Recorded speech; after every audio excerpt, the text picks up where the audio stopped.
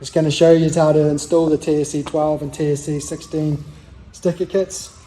As cool as they are, they're a bit complicated. So you can see this round circle cutout goes on the foot pegs here. And then these longer ones, see, fit on the frame like this. This piece going as far forward against the welds as possible. These ones here will go on the rims.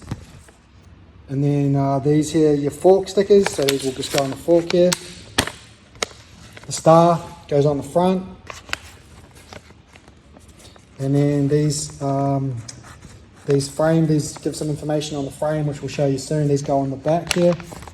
And then this brushless sticker just goes across here. So this one here is one of the tricky ones. You have to try to feed it underneath the cable here. And as I said before, keep it as close into the weld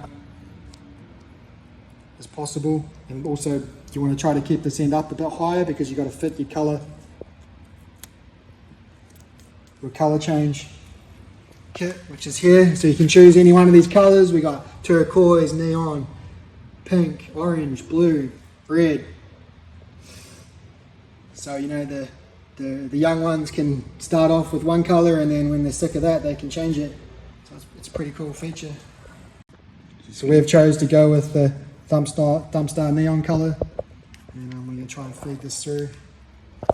As I said, you got to, hopefully we've left enough space for it.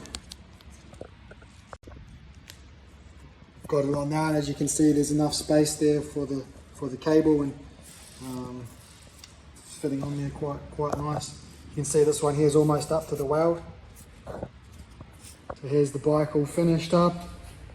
The brushless sticker goes up the top here. Nitro X. The frame sticker on the back. Here's these little ones. As you can see, there's a small gap in there, but you can't really see it. Fork stickers on. The way we do the fork sticker is like a hoop. See, it says VS1, and then see it goes around, and then VS1.